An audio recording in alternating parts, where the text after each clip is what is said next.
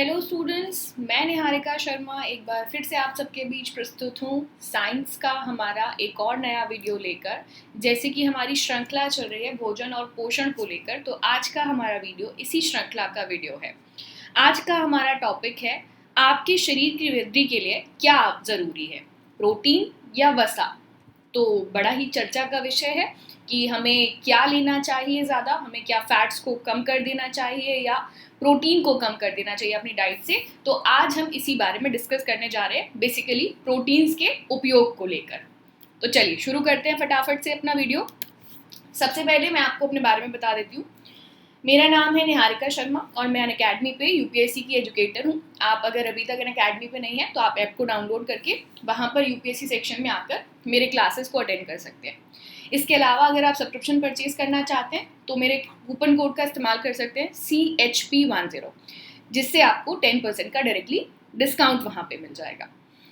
तो चलिए शुरू करते हैं फिर आज का वीडियो, एक जैसे कि हमारी परंपरा है, एक बेहतरीन से सवाल के साथ।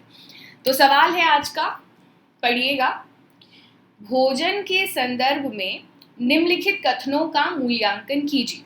आपके सामने दो कथन दिए गए हैं, आप इनको ध्यान से पढ़िए। कथन 1 कहता है केवल वसा यानी कि फैट युक्त भोजन को ऊर्जा देने वाला भोजन यानी कि एनर्जी फूड कहा जाता है। दूसरा कथन कहता है प्रोटीन युक्त भोजन को शरीर वर्धक भोजन कहा जाता है। आपके सामने 4 विकल्प हैं, पढ़िए। ऑप्शन ए केवल कथन 1 सही है, ऑप्शन बी केवल कथन 2 सही है, ऑप्शन सी 1 और 2 दोनों सही हैं और ऑप्शन डी उपरोक्त में से कोई सही नहीं है। एक बार थोड़ा सा आप अपने दिमाग के घोड़े दौड़ाइए और सोचिए इस विषय पे, फिर मैं आपको सही आंसर पे ले चलती हूँ। आई थिंक बहुत सारे लोगों ने अब तक कमेंट बॉक्स में आंसर करने शुरू भी कर दिए होंगे, तो चला जाए फिर सही उत्तर की तरफ।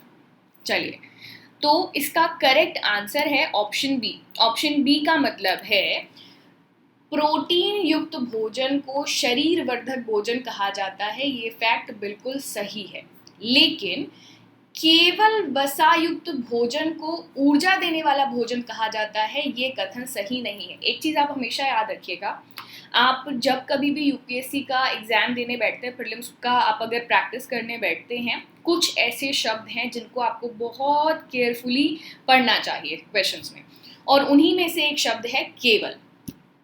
जहां लगा केवल वहां हुई शंका।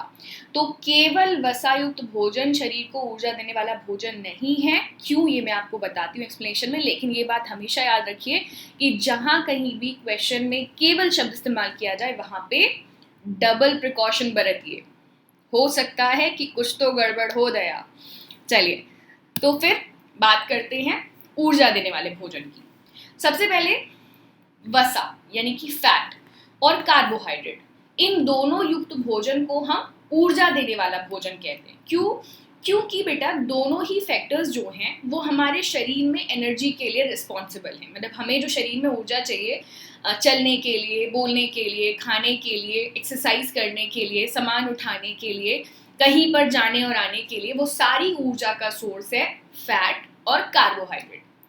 तो दोनों के बारे में ही हम सेम बात कहेंगे, यानी न सिर्फ वसा और न सिर्फ कार्बोहाइड्रेट ऊर्जा देने वाला भोजन हो सकता है, दोनों ही ऊर्जा देने वाले भोजन हैं।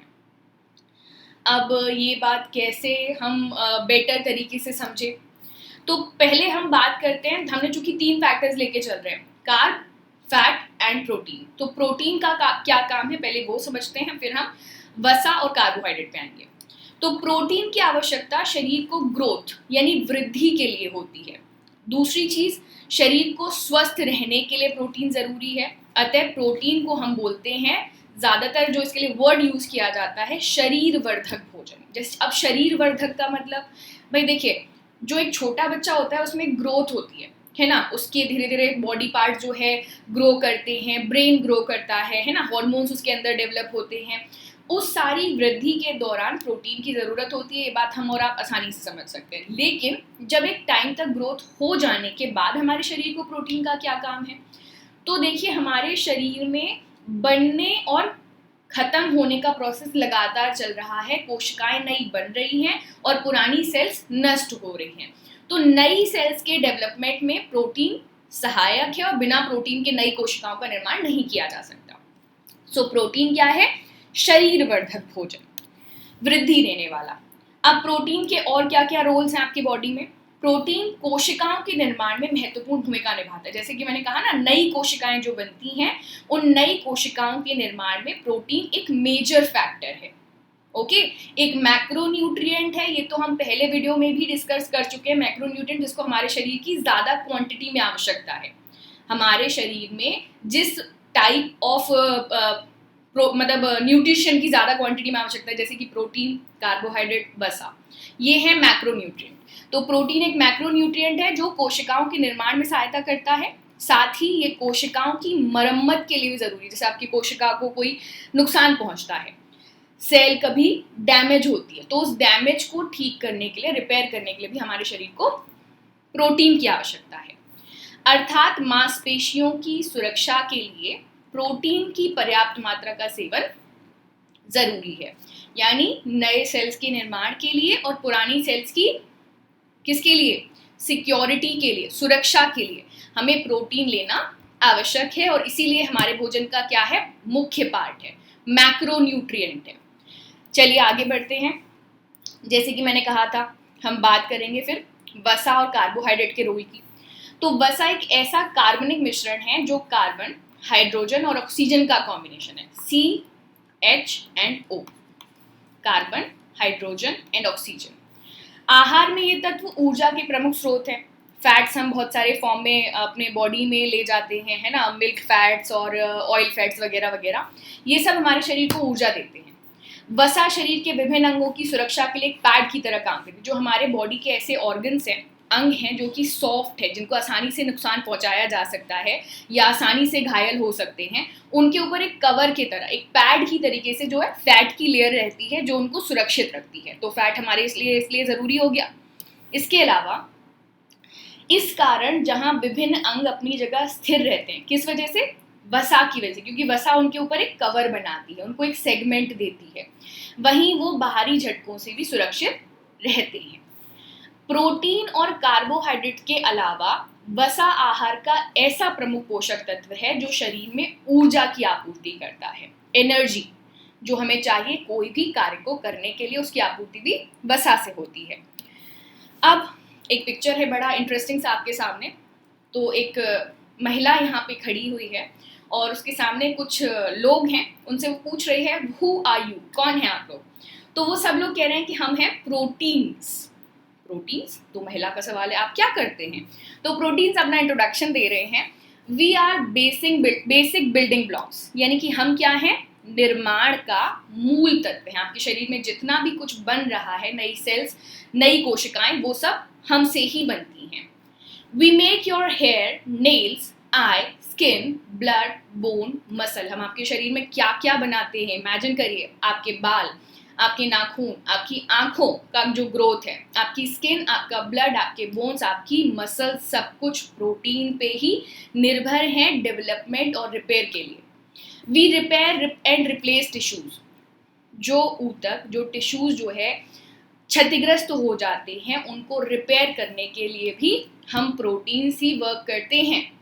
We work for transportation, formation, clotting and defence, यानी हम चीज़ों को हमारे बॉडी के अंदर ट्रांसपोर्ट करने के लिए, एक जगह से दूसरी जगह तक पहुंचाने के लिए, उनको एक पर्टिकुलर फॉर्म में फॉर्मेशन के लिए, उनके ब्लड की क्लॉटिंग वगैरह, और हमारे शरीर को बहुत तरीके के बचाव प्रदान करने के लिए भी काम करते हैं। तो महिला कह रही है कि आप तो बड़े काम की चीज़ लगते हैं भाई।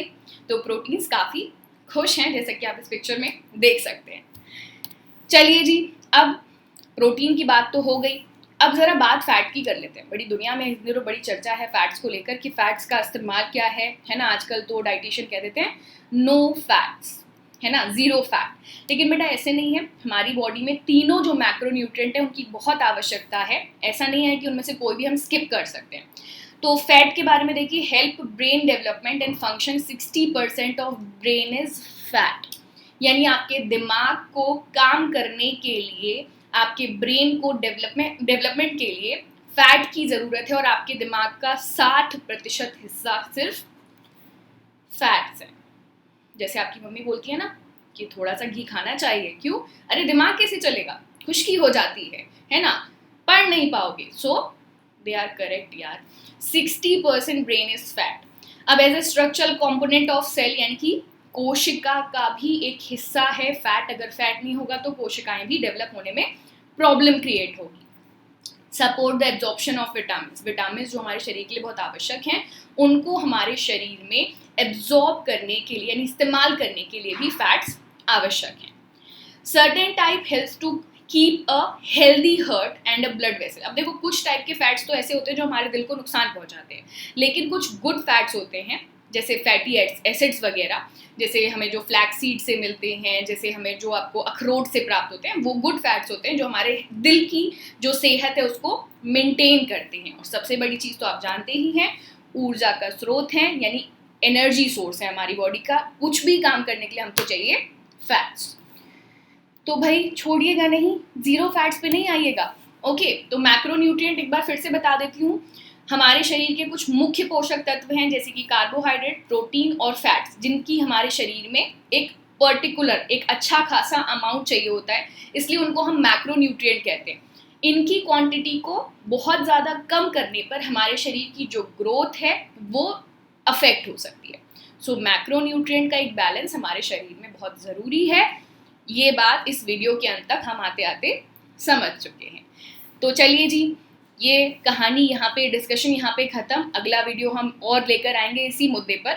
तब तक के लिए आप एक काम कर सकते हैं, अगर आप अभी तक अनअकैडमी पे नहीं हैं तो ऐप डाउनलोड कीजिए, मेरा नाम सर्च कीजिए, वहाँ पे जाके मुझे फॉलो करिए यूपीएससी सेक्शन में, और सब्सक्रिप्शन के लिए मेरा कोड यूज़ करिए CHP10। चलिए, थैंक यू सो मच। मिलते हैं ऐसी अगले वीडियो के लिए, तब तक के लिए धन्यवाद।